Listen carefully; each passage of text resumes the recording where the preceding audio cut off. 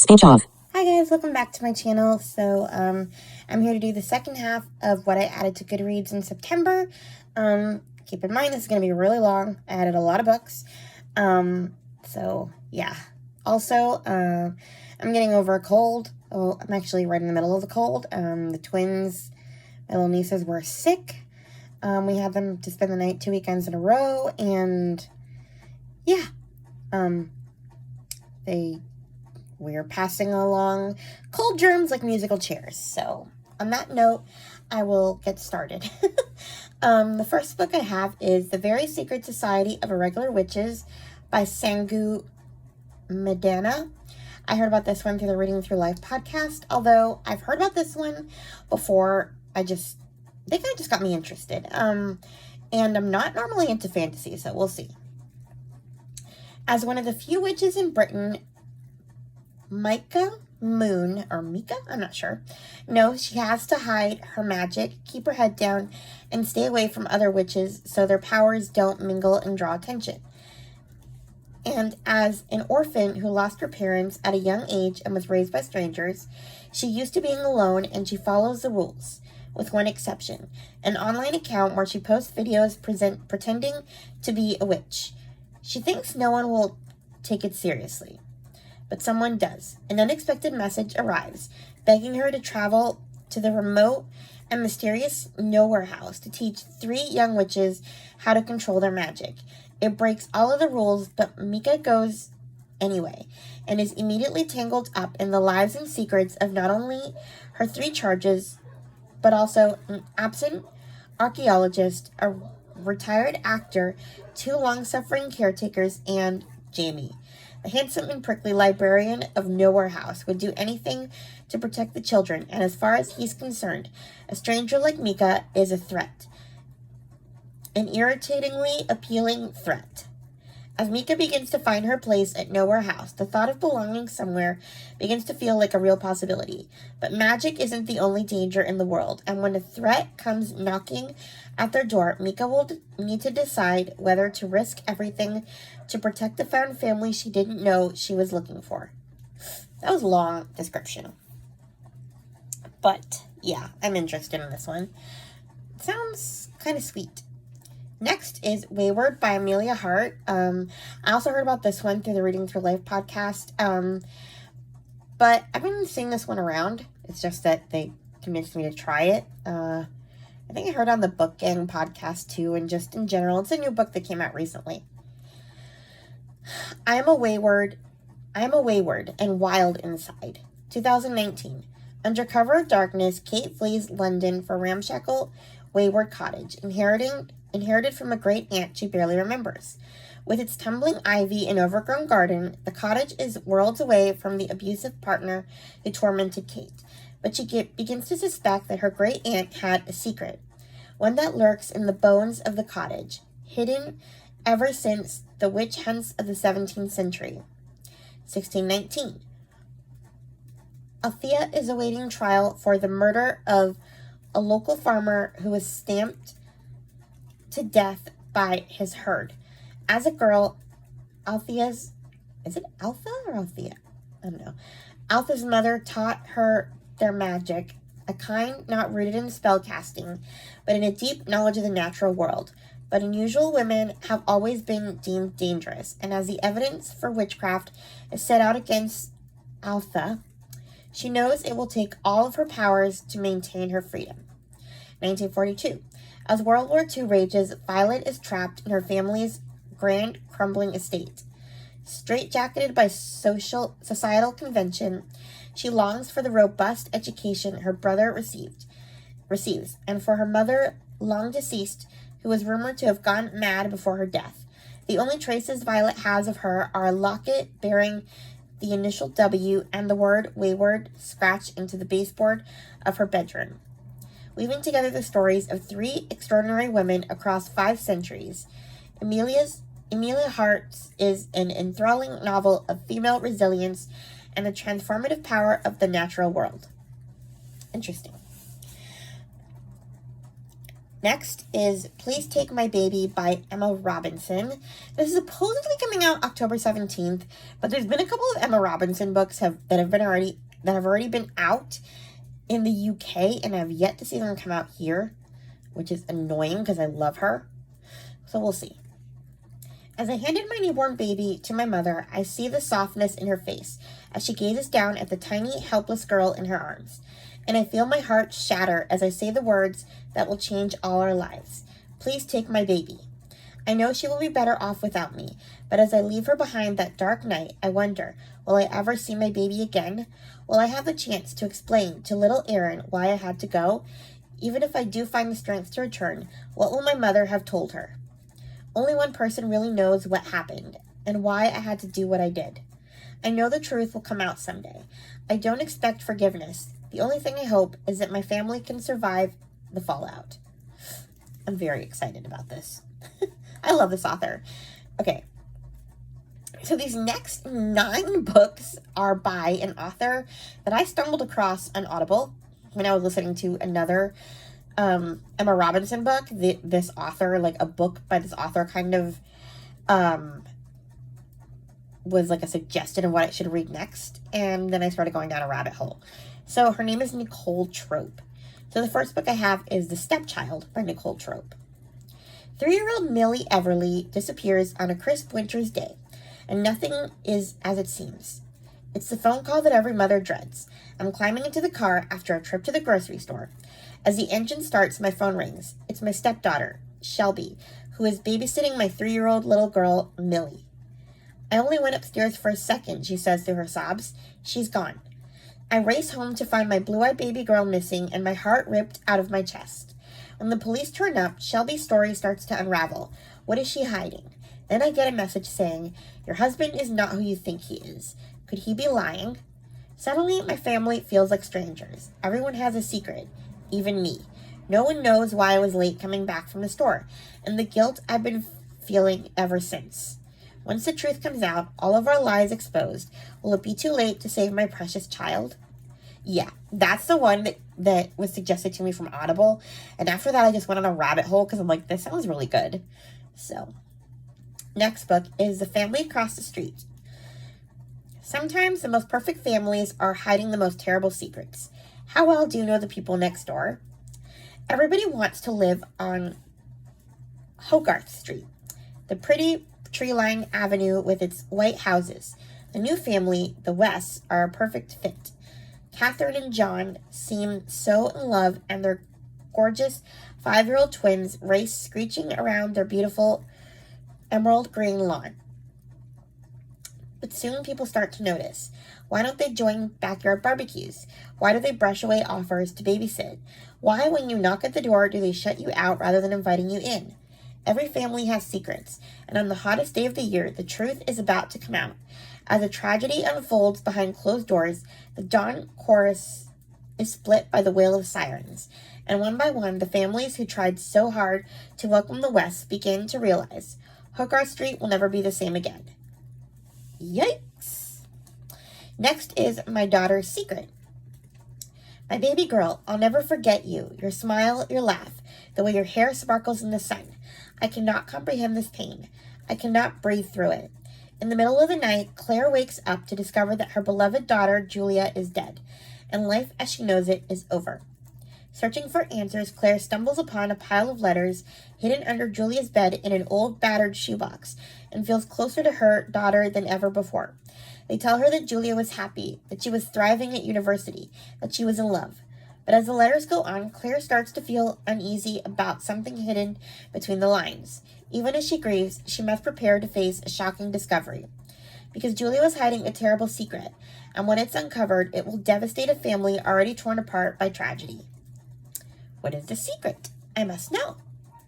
Seriously, these books are like suburban dramas with like big-time secrets that this author writes. I kind of think that Chloe from Always Booked will probably like these. Maybe she won't go as deep down the rabbit hole as I'm going, but yeah. Anyway, next is The Foster Family by Nicole Trope. In their holiday home, a stone's throw from the beach, Elizabeth dials the police with trembling hands. My little boy, he's missing. Elizabeth is Joe's foster mother, but she loves him like her own. The 5-year-old who adores superheroes and watching the birds outside is the child she has dreamed of. As she looks into the garden where he was playing just moments ago, her heart feels like it has been ripped from her chest. She was meant to save Joe from his birth mother, who almost harmed his chances at life. The woman who has been trying to desperately get him back. She was meant to protect Joe from her husband, the man who, right now, lies to the police, saying he was making breakfast when Joe disappeared, who squeezes her shoulder, ordering her to be quiet. She was meant to look after Joe. They are just footsteps from the ocean, and little Joe can't swim. Then Joe's tiny blue sandal is found in the water. If the worst has happened, the unimaginable, Elizabeth will never forgive herself. Because what if the secret she has been keeping for years, the guilt eating her alive, has somehow hurt her little boy? It's time to tell the truth, even if it means losing the child who is her whole world, even if it could be the death of her. Yikes. Next is the stay-at-home mother. Her chest tightens, her heart speeding up. The kitchen is chaos. She steps on something hard and looks down. Toy dinosaurs are scattered everywhere, but her son is nowhere. Her baby boy is gone. The police arrive. She can't look at her husband. Instead, she studies the network of lines on her shaking hands. Then her phone beeps with a voice message. "Listen to it on speaker," says the detective. A woman's voice fills the air. I'm assuming this is the Andrea Gately listed as a contact on the Missing Children of the World website. "I'm calling to let you know that I've given your details to the police. Why are you using a picture of my son on a missing children's website? Why are you using it, and where did you get it?" What does that mean? I have to know. Like, did she kidnap a kid and now she's calling because the kid is kidnapped? I'm very confused and I need this cleared up. This will probably be the first of her books I read because I'm confused and I need this straightened out. Next is The Mother's Fault by Nicole Trope. She'll do anything to save her son, but what if telling the truth means losing him forever? On a crisp winter evening, Beverly is cooking for her son. 8-year-old Riley is climbing a tree in the garden, and Beverly smiles as she watches him. Nothing makes her happier than her precious child having fun. She never thought they'd be happy again. The water on the stove is boiling, and Beverly slides in a handful of spaghetti. When she glances out the window again, Riley is not there. She races outside, her heart thumping. Riley is nowhere to be found. Instinctively, Beverly knows that her son has not just run away.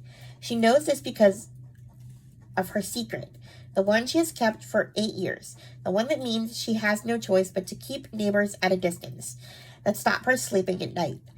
She thought she made the right decision, that she was protecting her son, but now he's gone. Could this be all her fault? She'll do anything to save him, yet if she tells the truth, she could lose him forever. What is the secret? I have to know, and I don't know. I mean, he was climbing a tree and then suddenly he's gone. Does the kid fly or something? I mean, this is an outlandish theory, I'm fully aware, but what other secret besides supernatural abilities are you hiding from the neighbors? Like, and your kid goes missing from being in a tree. I'm confused. Next is His Other Wife by Nicole Trope. She has my husband. She has my child. She has my life. I never thought I would end up here, alone in a cold one-bedroom apartment, only seeing my precious daughter once a week. Another woman is living the life that was once mine. I wish I was still married to my ex-husband, the love of my life. I dream of tucking my 5-year-old child into her ballerina bed sheets every night. I miss living in a beautiful house, the perfect family home, with a winding staircase and a sprawling garden.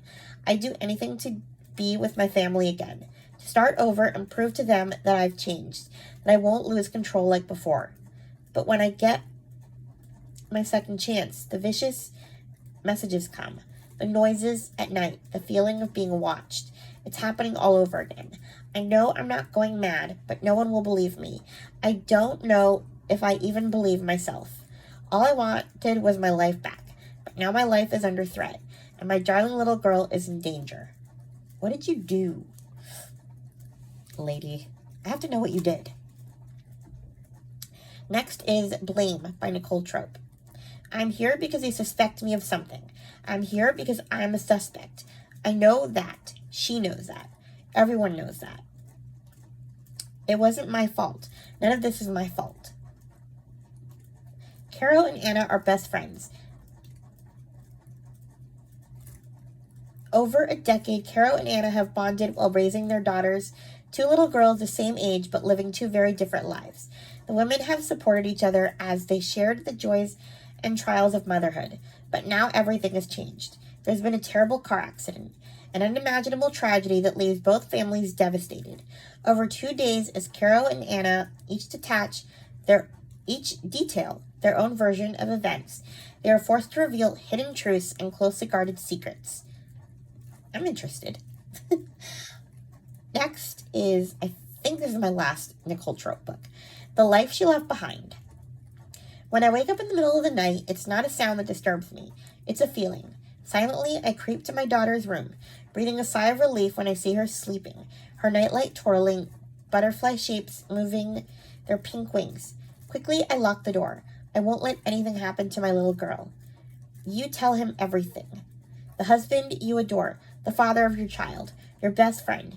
He knows just by looking at your sage green eyes when something is wrong. The two of you can communicate with a glance or a touch of the hand. Except, what if you can't? What if your happy marriage has plastered over one huge lie? A lie you have even started to believe yourself in order to survive. What if you have a secret? Something you have hidden from your beloved husband and your strawberry-scented baby girl to keep them safe? What if the guilt has kept you up night after night for as long as you can remember?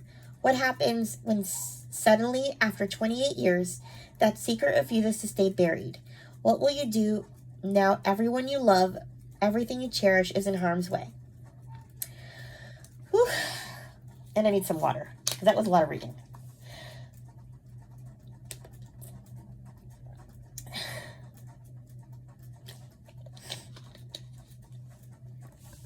Note to self, never do this in the middle of having a cold. But I wasn't going to have time the rest of the week. Next is Little Souls by Sandra Dallas. I heard about this one from April from Getting a Hooga with It. We don't usually overlap as far as reads that often. Sometimes the occasional historical fiction, but she's more of a thriller, spooky horror type of reader. Anyway, this is kind of a thriller. Colorado, 1918. World War I is raging overseas, but it's the home front battling for survival. With the Spanish flu rampant, Denver's schools are converted into hospitals, churches and funeral homes are closed, and horse-drawn wagons collect corpses left in the street. Sisters Helen and Lucci have moved to Denver from Iowa after their parents' death. Helen, a nurse, and Lucci, a carefree advertising designer at a fashionable women's store, share a small, neat house, and each finds a local beau. For Helen, a doctor, for Lucci, a young student who soon enlists. They make a modest income from a rental apartment in the basement. When their tenants die from the flu, the sisters are thrust into caring for the woman's small daughter, Dorothy. Soon after, Lucci comes home from work and discovers a dead man on their kitchen floor, and Helen standing above the body, an ice pick in hand. She has no doubt Helen killed the man, Dorothy's father, in self-defense, but she knows that will be hard to prove. They decide to leave the body in the street, hoping to disguise it as a flu victim. Meanwhile, Lucci also worries about her fiancé over there. As it happens, his wealthy mother harbors a secret of her own and helps the sisters as the danger deepens from both the murder investigation and the outbreak. Wild. Next is Coleman Hill by Kim Coleman, by Kill Coleman Foot. I heard about this one through the What Should I Read Next. They did their fall book preview, like books that are coming out in the fall, through their Patreon. This one's coming out, actually this one's already out, September 5th, Coleman Road. In 1916, Celia Coleman and Lucy Grimes flee the racism and poverty of their homes in the post-Civil War South for the promised land of the North. But soon they learn that even in Vauxhall, New Jersey, black women are mainly hired for domestic work. Money is scarce. Children don't progress in school, and black men die young. Within a few short years, both women's husbands are dead. Left to navigate this welcoming place alone, Celia and Lucy turn to one another for support in raising their children far from home. They become one another's closest confidants, and encouraged by their mother's friendship, their children's lives become enmeshed as well. However, with this closeness comes complications. As the children grow into adolescence, two are caught in an impulsive act of impropriety, and Celia and Lucy find themselves at irreconcilable odds over who's to blame. The ensuing fallout has dire consequences that reverberate through the next two generations of their family. Sounds interesting to me. Family drama, historical fiction, totally my thing. Next is The Frozen River by Ariel. I can't pronounce this last name. Frozen River. I also got this one through What Should I Read Next book preview. This was coming out on November 14th. Maine, 1789. The Kennebec River freezes, entombing a man in the ice. Martha Ballard is summoned to examine the body and determine cause of death. As a local midwife and healer, Martha is good at keeping secrets. Her diary is a record of every birth and death, every murder and debacle that unfolds in the town of Hallowell. In that diary, she also documents the details of an alleged rape that occurred 4 months earlier. Now, one of the men accused of that heinous attack has been found dead in the ice. While Martha is certain she knows what happened the night of the assault, she suspects that the two crimes are linked and that there is more to both cases than meets the eye. Over the course of one long, hard winter, as the trial nears and whispers and prejudices mount, Martha's diary lands at the center of the scandal and threatens to tear both her family and her community apart. So, yep, sounds interesting. Next is The Blackwoods by Brandy Colbert, recommended through the same source. This is coming out October 3rd. The Blackwoods. Everyone knows their name. Blossom Blackwood burst onto the silver screen in 1962, and in the decades that follow, she would become one of the most celebrated actors of our time, and the matriarch of the most famous black family in Hollywood. To her granddaughters, Hollis and Ardith, she has always just been Phoebe? And when she passes away, it changes everything. Hollis Blackwood was never interested in fame. Still, she's surrounded by it, whether at home with her family or at the prestigious Dupre Academy among Los Angeles' elite. When private photos of Hollis are leaked in the wake of Blossom's death, she is thrust into the spotlight she's long avoided and finds that trust may be a luxury even she can't afford. Ardith Blackwood has always lived the public eye. A television star since childhood, she was perhaps closer with Blossom than anyone, especially after Ardith's mother died in a drug overdose. Ever since, she has worked to be everything her family, her church, and the public want her to be. But as a family secret comes to light and the pressures from all sides begin to mount, she wonders what is left beneath the face she shows the world. So, yeah, another famous Hollywood family. Next is Waypoint, My Scottish Journey by Sam Heughan. I heard about this one from Katie from the Currently Reading podcast. It sounds like it's just his life story. You know, Sam Heughan is Jamie Fraser from Outlander, the actor who plays him. So, I look forward to listening to that. Next is Let Us Descend by Jesmyn Ward. I heard about this one from Book Talk, etc. podcast. This is coming out October 24th. I've never read a Jesmyn Ward book, but this one sounds interesting. A niece, sold south by the white enslaver who fathered her, is the reader's guide through this hellscape. As she struggles through the miles-long march, a niece turns inward, seeking comfort from memories of her mother and stories of her African warrior grandmother. Throughout, she opens herself to a world beyond this world, one teeming with of earth and water, of myth and history, spirits who nurture and give, and those who manipulate and take. While Ward leads readers through the descent through her what?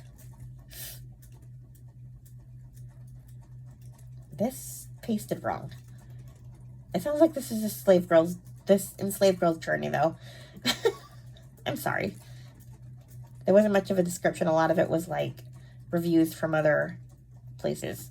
But yeah, sounds like it's her journey. Yeah, I pasted the description wrong. Anyway, next is Your House Will Pay by Steph Cha. I heard about this one from the Book Gang podcast. Grace Park lives a sheltered existence, living at home with her Korean immigrant parents, working at the family pharmacy, and trying her best to understand why her sister Miriam hasn't spoken to their mother in years. The chasm in her family is growing wider by the day, and Grace is desperate for reconciliation and frustrated by the feeling that her sister and parents are shielding her from the true cause of the falling out. Sean Matthews is dealing with a fractured family of his own. His sister Ava was murdered as a teenager back in 1991, and this new shooting is bringing up painful memories. Plus, his cousin Ray is just released from prison and needs to reconnect with their family after so many years away.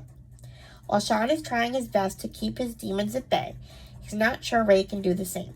When another shocking crime hits LA, the Parks and the Matthews collide in ways they never could have expected. After decades of loss, violence, and injustice, tensions come to a head and force a reckoning that could clear the air or lead to more violence. Next is one that sounds a little more happy. Well, kind of happy. The Summer of Songbirds by Christy Woodson Harvey. I also heard about this one through the Book Gang podcast. Nearly 30 years ago, in the wake of a personal tragedy, okay, not so happy, but it's about a camp. June Moore bought Camp Holly Springs and turned it into a thriving summer haven for girls. But now June is in danger of losing the place she has sacrificed everything for, and begins to realize how much she has used the camp to avoid facing difficulties in her life. June's niece, Daphne, met her two best friends, Lanier and Mary Stewart, during a fateful summer at camp. They've all helped each other through hard things, from heartbreak and loss to substance abuse and unplanned pregnancy, and the three are inseparable even in their 30s. But when attorney Daphne is confronted with a relationship from her past and a confidential issue at work becomes personal, she is faced with an impossible choice. Lanier, meanwhile, is struggling with tough decisions of her own. After a run-in with an old flame, she is torn between the commitment she has made to her fiancé and the one she made to her first love. And when a big secret comes to light, she finds herself at odds with her best friend and risks losing the person she loves most. But in spite of their personal problems, nothing is more important to these songbirds than Camp Holly Springs. When the women learn their childhood oasis is in danger of closing, they band together to save it, sending them on a journey that promises to open the next chapter in their lives. Next is Hold My Girl by Charlene Carr. I heard about this one through the Literally Reading podcast. This one sounds really good. It's releasing on October 10th. Two women, two eggs, one life-changing switch. Catherine finally has it all. She spent her entire life striving for perfection, obsessing over her spotless home, maintaining her pristine reputation, building her perfect family, and her hard work has finally paid off. After 7 difficult years of trying and failing to conceive, Catherine gives birth to Rose, her IVF miracle child, and at last has the one thing she's wanted most of all. But one thing isn't quite perfect. Rose's pale skin doesn't match Catherine's complexion, and an irritating doubt begins to grow in Catherine's mind.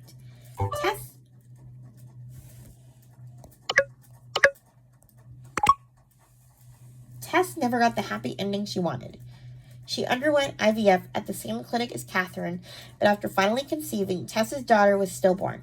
Now, nearly 2 years later, she's approaching rock bottom. Consumed by her grief and without hope for the future, Tess is divorced, broke, and stuck in a dead-end job beneath her skill set.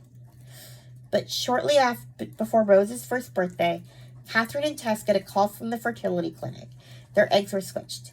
As Catherine's carefully planned life begins to crumble around her, Tess finally sees the glimmer of hope she needed to get her life back on track.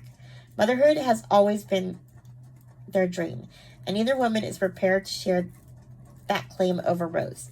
It will take a tense custody battle to decide who deserves to be Rose's mother, but it will also push them to the brink. I'm very interested in this. I love a good custody battle. Which makes me sound really bad. I need to check this camera. Speech on. Stop recording video. Button. Speech off. Okay, it's still going. My battery's gonna die. 3 more. Artifice by Sharon Cameron. I heard about this one from Amanda. She used to be the Curly Reader, but now she is on the middle shelf. This one's coming out November 7th. Issa DeSmit grew up in the glittering, color-filled world of art in her eccentric father's small gallery, mingling with artists and collectors until the Nazis invaded her city of Amsterdam. With her beloved city firmly in their grip, the Nazis have removed everyone and everything Issa holds dear. Her best friend, Truus, and her boyfriend, Willem, have fled to join the shadowy Dutch resistance. And masterpiece by masterpiece, the Nazis are buying and stealing her country's heritage, feeding the Third Reich's ravenous appetite for culture and art. With the gallery's artwork confiscated by the Nazis and the tax due, Issa decides to sell her first fake, a Rembrandt copy drawn years ago by her father, and is shocked to learn that the buyer is the Fuhrer himself. Then, on the way to the auction, she discovers that Truus and Willem are smuggling Jewish babies out of Amsterdam into hiding. The sale of the remnant goes without a hitch, despite the sharp eye of the young German soldier registering the art. For Issa, selling a forgery to the Nazis feels less like a crime and more like an act of vengeance on behalf of her country. But Truus and Willem cannot save more children without money. A lot of money. And Issa thinks she knows how to get it. If she can create one more forgery, a copy of an exquisite Vermeer masterpiece, she is certain that the Nazis will pay a fortune to own it. Issa is up against a ticking clock as the Nazis plan to deport the last of Amsterdam's Jews to the concentration camps in just a few days' time. But someone is on to Issa's plans. With everything on the line and stakes as high as they possibly could be, Issa wonders, will she be arrested as a forger or outed as a collaborator and the children shipped to their deaths? Yikes. So, yeah.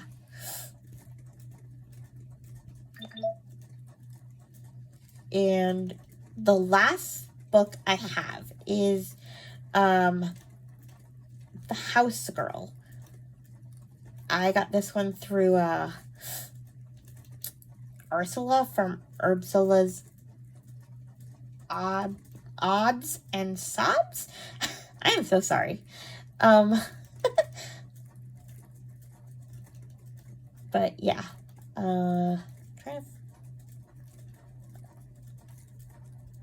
My document got really messed up here at the end. Oh, okay. The House Girl by Tara Conklin. Okay. Virginia, 1852. 17-year-old Josephine Bell decides to run from the failing tobacco farm where she is a slave and nurse to her ailing mistress, the aspiring artist Luann Bell. New York City, 2004. Lena Sparrow, an ambitious first-year associate in an elite law firm, is given a difficult, highly sensitive assignment that can make her career. She must find the perfect plaintiff to lead a historic class action lawsuit worth trillions of dollars in reparations for descendants of American slaves. It is through her father, the renowned artist Oscar Sparrow, that Lena discovers Josephine Bell and a controversy whirling the art world. Are the iconic paintings long ascribed to Luann Bell really the art of her house slave, Josephine? A descendant of Josephine's would be the perfect face for the reparation lawsuit, if Lena can find one. While following the runaway girl's faint trail through old letters and plantation records, Lena finds herself questioning her own family history and the secrets that her father has never revealed. How did Lena's mother die? And why will he never speak about her? Moving between antebellum Virginia and modern-day New York, this searing, suspenseful, and heartbreaking tale of art and history, love and secrets, explores what it means to repair a wrong and ask whether the truth is sometimes more important than justice. So, yep, that is my final book, and this video was super long, and my voice is gone. Anyway, I hope you find some of these books interesting. Please like, comment, and subscribe, and I'll talk to you guys in my next video, if I can ever speak again. Bye! Speech on. Stop recording.